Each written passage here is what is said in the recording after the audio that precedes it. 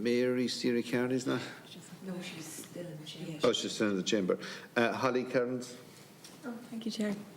And thank you both so much for being in here with us today and for your opening statement. And I have to admit that I think from this committee and from working in disability services before, you think you have some idea of what it's like, but ultimately, unless you have a disability yourself or your family member, there's so much to learn basically about the barriers all the time and the challenges.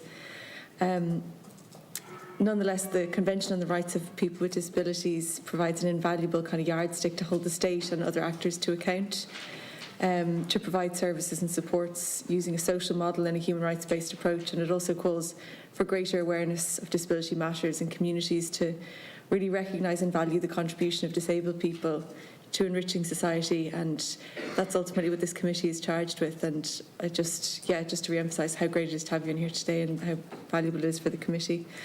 In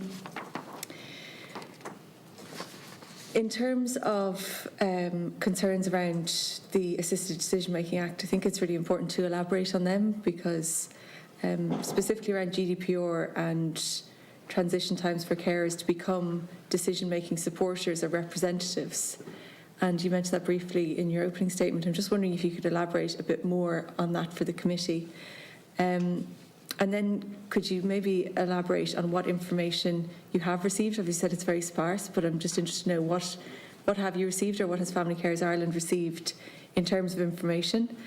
And based on what Catherine was saying there, I'm presuming that in conclusion you don't feel well informed, but just to get clarity on that, about the changes that will come into effect soon. And if you could maybe just elaborate a bit on what the government and decision support services could be doing to help prepare you and other carers and Family Carers Ireland, because it is like such a complex piece of legislation, and it was a really steep learning curve for me when we went through it. And I think throughout the process, and some of us are on the Children's Committee as well as on this committee, it was really like an exercise in challenging all of our own beliefs about things, and it's so complex. And even there, we're talking about somebody maybe going to McDonald's and doing that, and then, you know, the kind of realisation that people without disability often, you know, make decisions that you might spend your money and have none left. Like we all do these things, and we have the right to kind of do that. And it really did bring all of these different aspects into our kind of discussion. I thought that was really valuable, but it's like that was, you know, over kind of months of looking at different things and researching things, and it's just so damning to hear that then families and individuals don't have information about what's coming down the line, because this is going to be a kind of a shift. And I'm just really interested to know a bit more about what information you've received, what the Decision Support Service should be doing now in the government to try and, you know, give more information. Thank you. Yep. To be fair, the Decision Support Services have engaged with us. We've met Anya on a number of occasions. Our concerns, and as I said, this act and legislation will be very positive for the majority of family carers.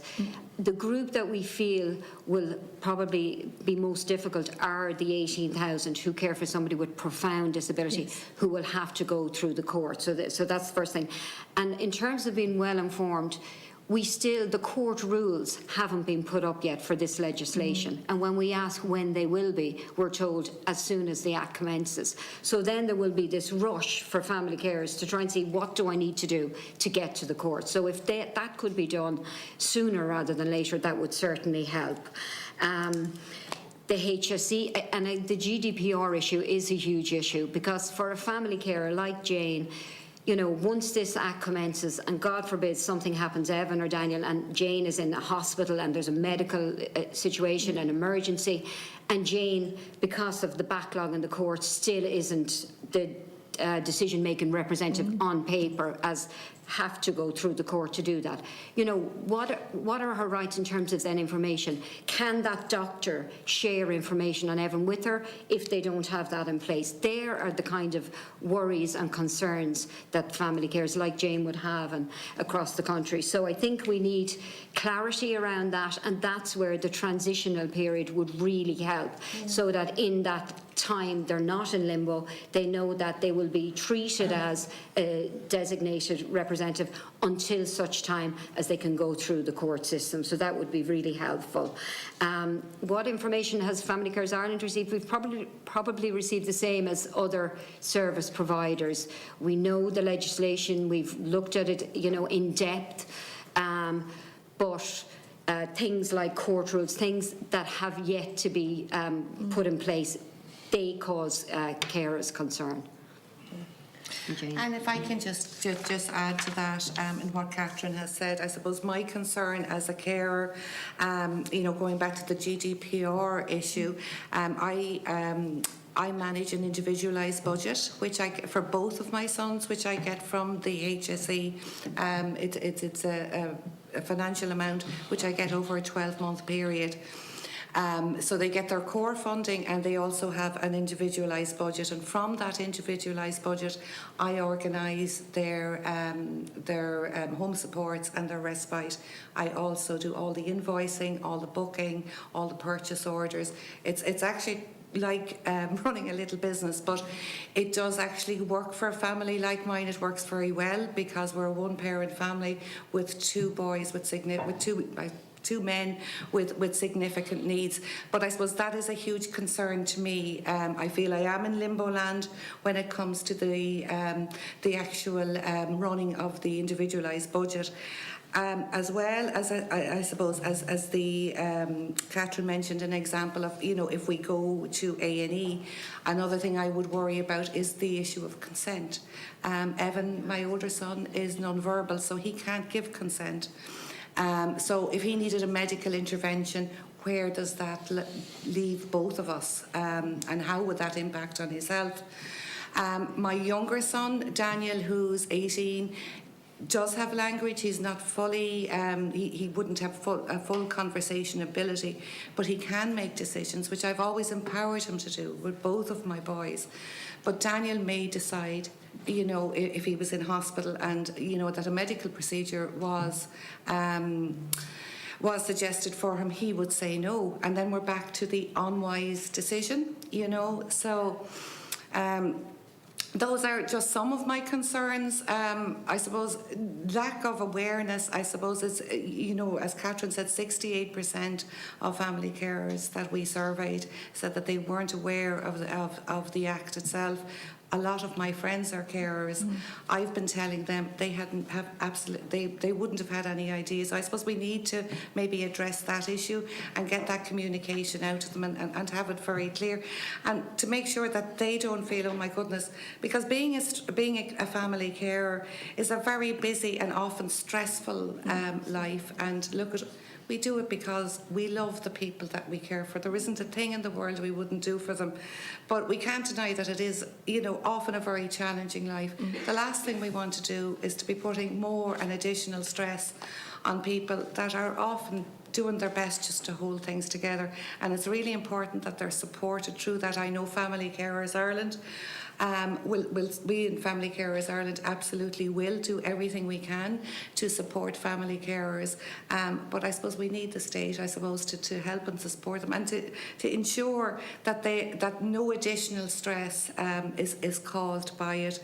And I think, you know, what Catherine said about that transitional piece, before we can, you know, get to the circuit courts to become DMR, you know, that transitional piece to allow us to, I suppose, get through that and to be able to make informed and positive decisions for our loved ones who are not in a position to make them for themselves in that space is really, really important.